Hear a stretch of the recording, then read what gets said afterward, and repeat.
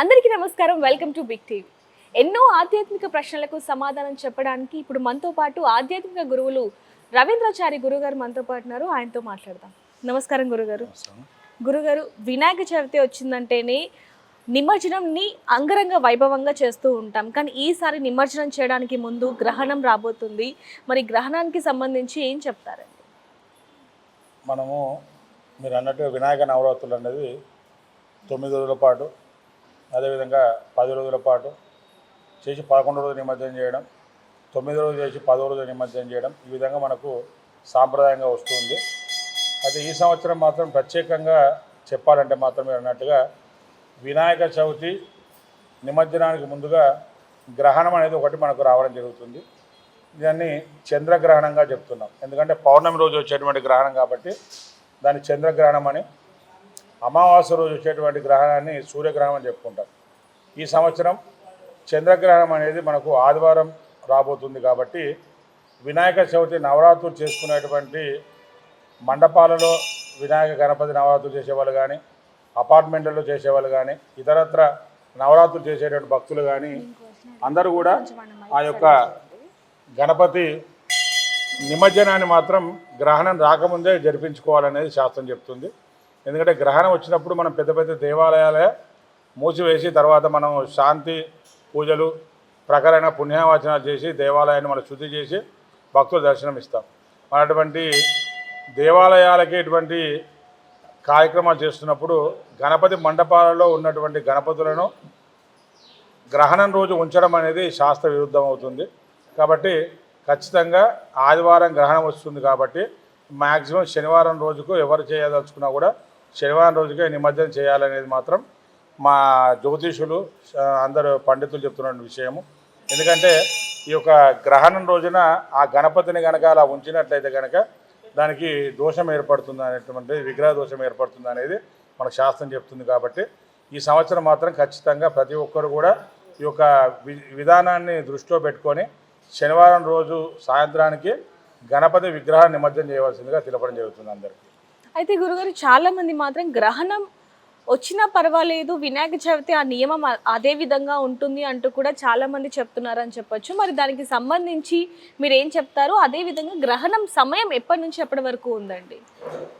అంటే తెలిసి తెలియని వాళ్ళు చాలా చెప్తుంటారు. గ్రహణం అనేది ఖచ్చితంగా ప్రతి ఒక్కరు పాటించాల్సినటువంటి నియమం అది. ఎందుకంటే మనము చూడండి, మీరు పెద్ద పెద్ద ఏ క్షేత్ర తిరుపతి క్షేత్రంతో ఏ క్షేత్రాన్ని తీసుకున్నా కూడా గ్రహణ సమయంలో మూసివేసి తర్వాత శుద్ధి చేసిన తర్వాతనే ఆ యొక్క దేవాలయంలో స్వామివారికి సంప్రోక్షణ చేసి భక్తులు దర్శనమిస్తారు.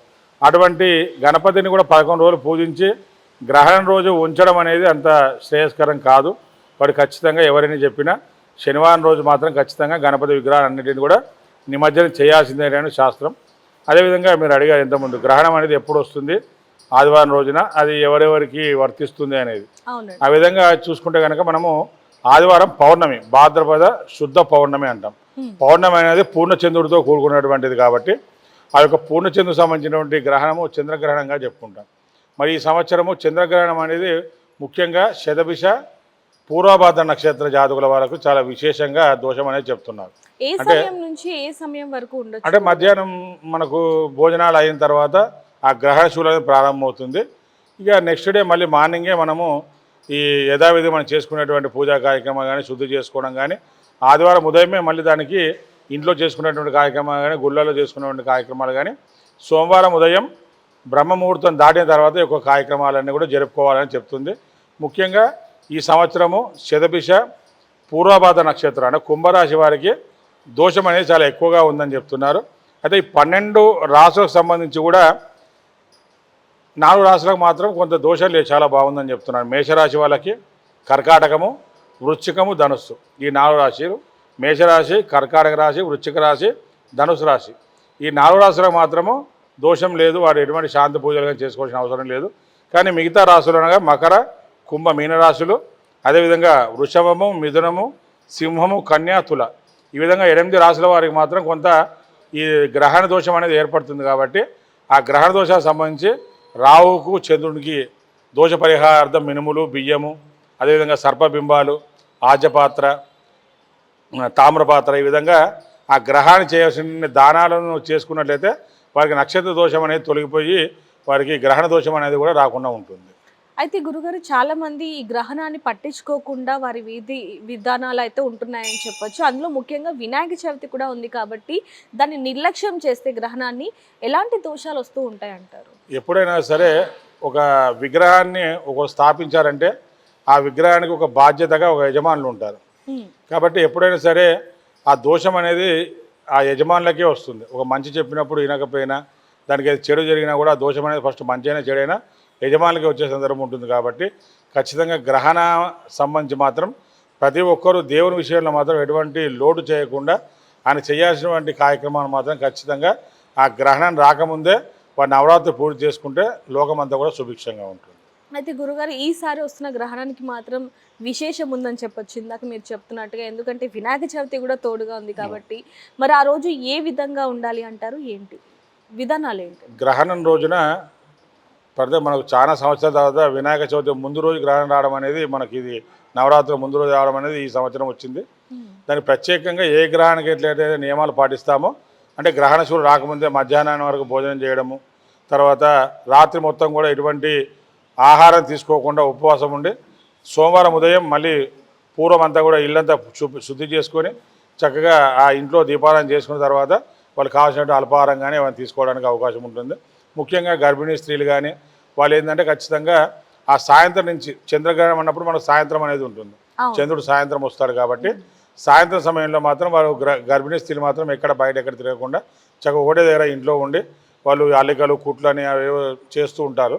అట్లాంటివి ఏవి చేయకుండా చక్కగా ఆ దేవుని ప్రతి ఒక్కరు కూడా దైవనామస్మరణ చేయడం వల్ల ఈ గ్రహణ దోషం అనేది ఎవరికి రాకుండా ఉంటుంది. ఆ దోష ప్రభావం అనేది ఎక్కువ వారి మీద ఆ ఎఫెక్ట్ చూపించకుండా ఉంటుంది అనేది మన శాస్త్రం. అయితే గురుగారు ఇందాక మీరు చెప్పడం జరిగింది ఈ గ్రహణం ఏ రాశుల వారి మీద ప్రభావితం చూపించేవి ఏవైతే ఉన్నాయో రాసులు చెప్పడం జరిగింది.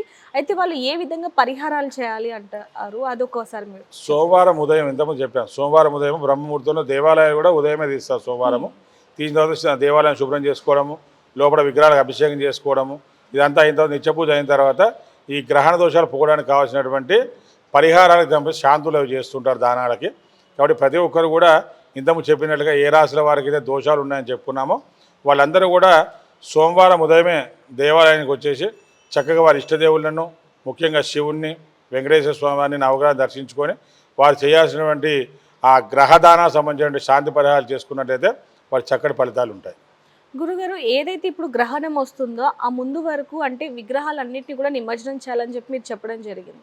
కానీ చాలామంది 9 రోజులు 11 రోజులు పెడుతూ ఉంటారు, ఇంకొంతమంది 12వ రోజు నిమజ్జనం చేస్తూ ఉంటారు. మరి వారికి మీరు ఏం చెప్తారండి? మేము ఇప్పుడు చెప్పింది కూడా బుధవారం నుంచి మన బుధవారం 8 రోజులు అవుతుంది, బేసవారం 9 అవుతుంది, శుక్రవారం 10 అవుతుంది, శనివారం 11 రోజులు అవుతుంది. కాబట్టి చక్కగా ఏకాదశి రోజున అంటే ఏకాదశికి సంబంధించినటువంటి రోజున ఆ రోజున మనము నిమజ్జనం చేయడం అనేది చాలా విశేషమైంది. కాబట్టి అంతకుమించి పోకూడదనే చెప్తున్నాం మేము కూడా. ఎందుకంటే గ్రహణం అనేది రావడం జరుగుతుంది కాబట్టి మనకు ఆదివారం నాడు ఈ యొక్క శనివారం రోజే ఈ నిమజ్జన కార్యక్రమాన్ని కూడా చేసుకుంటే మంచిది అనేది మా అందరి అభిప్రాయం. నిజంగానే గురుగారు అంటే గ్రహణానికి సంబంధించి అనేక విషయాలకి కూడా చాలా చక్కగా వివరించారు. ధన్యవాదాలు. For more videos like this, subscribe Big TV channel.